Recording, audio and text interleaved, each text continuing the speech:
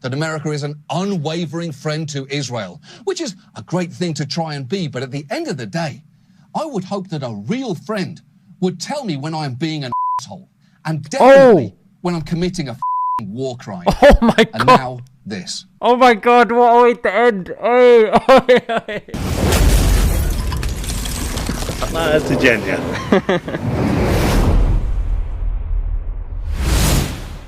Assalamu alaikum guys, and welcome to another episode of Smile to Jannah. Nah, it's not working, it's a bit odd.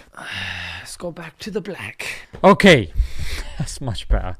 Oh damn, I look good. Mirror, mirror on the wall, Jean-Claude Van Damme, I'm fine. You've probably seen the previous video of Philip DeFranco, and in there I said I was going to react to John Oliver. He's been hitting the headlines because people didn't really expect him to be outwardly condemning Israel and using such harsh words. That's what I've been hearing. He was trending yesterday on Twitter, so I haven't seen it, but I'm expecting some good juicy stuff. John Oliver, he's got a show called Last Week Tonight, 8.7 million subscribers.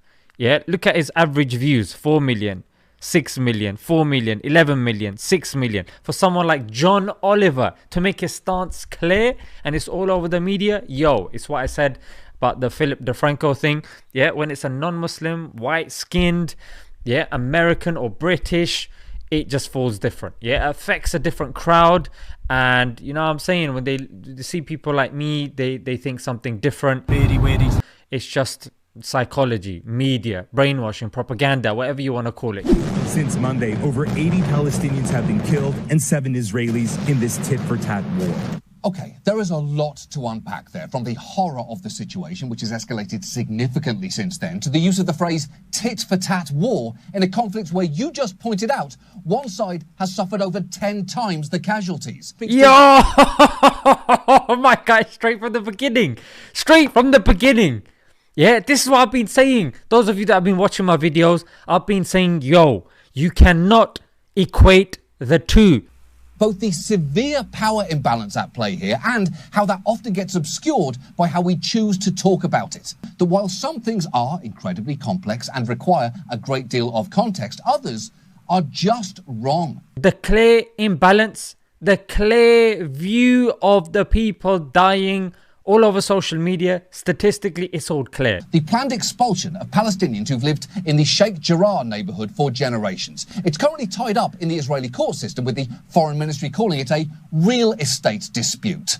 But it's worth knowing that the UN's Commissioner for Human Rights has said that these expulsions would violate Israel's obligations under international law. So it is not hard to see why sanitized terms like evictions or property disputes rankle those who live there. The threat of eviction is accurate only in a very superficial level, in that one day you live somewhere, the next day you don't, and that change wasn't your choice. But it doesn't tell the whole story.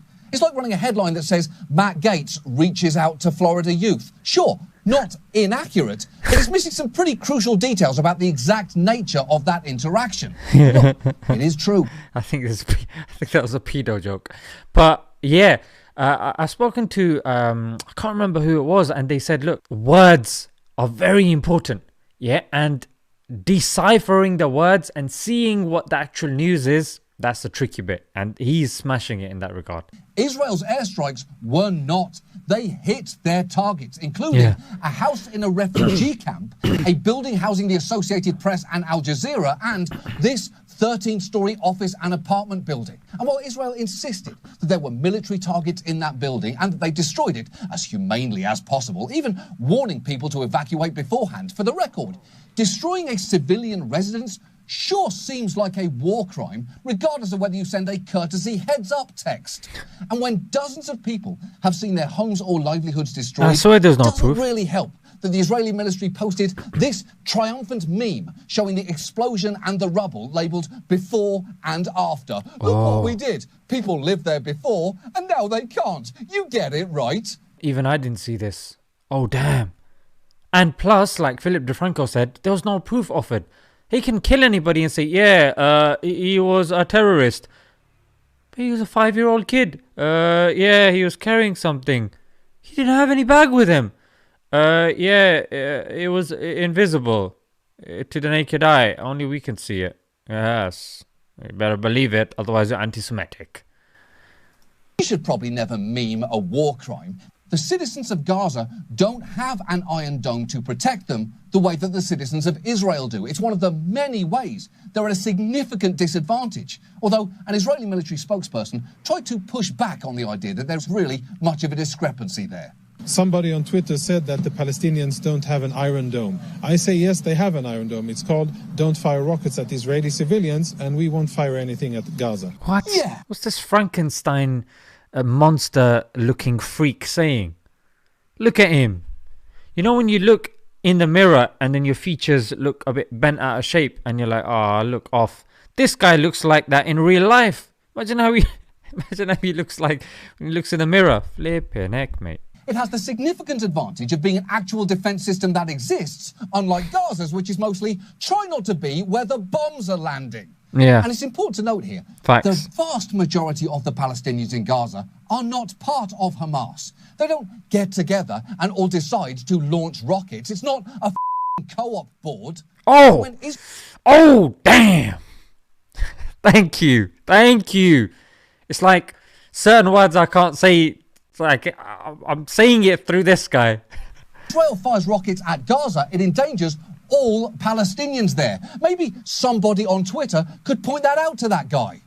To people in Gaza, it can seem like the only time anyone pays attention to what's happening there is when Hamas is firing rockets, which is understandably very frustrating because they've been living under a suffocating blockade for 14 years. And in Israel and the occupied Palestinian territories, Palestinians are essentially being governed by a form of apartheid. An assessment by both international and Israeli human rights groups. Preach. Life in Gaza is hard even when they are not being bombed. And the US government has implicitly co-signed on the brutally hard line Israel's been taking.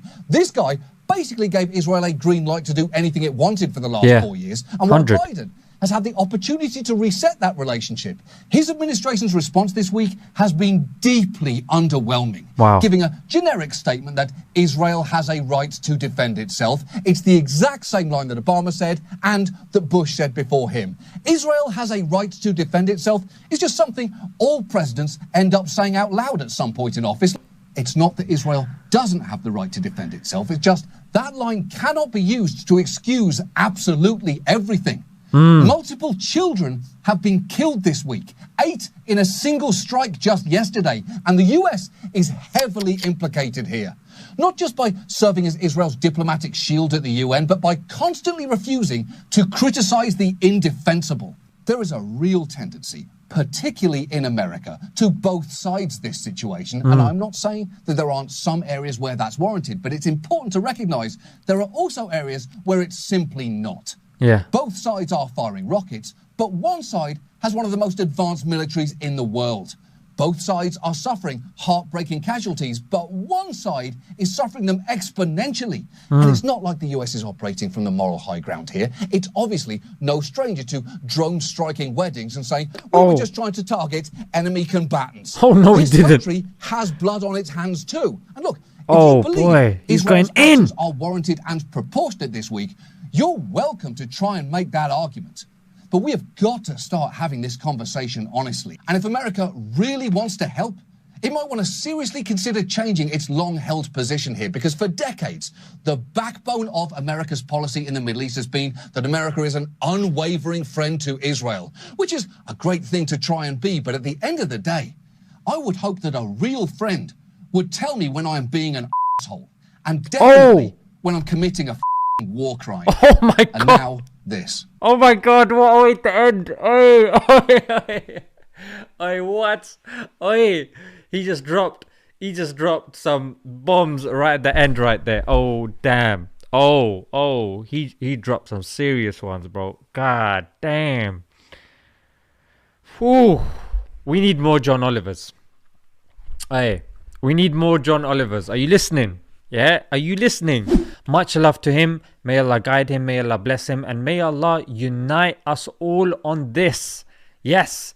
And alleviate our Palestinian brothers and sisters from the suffering. Our Uyghur brothers and sisters. Yeah, in Kashmir, in Burma, in Yemen, wherever it may be. And may Allah have mercy on us. Yeah, let's leave it there, guys. Ooh, 2 good news stories today, I must say. I'm smashed. Let's leave it there until next time. Assalamu alaikum.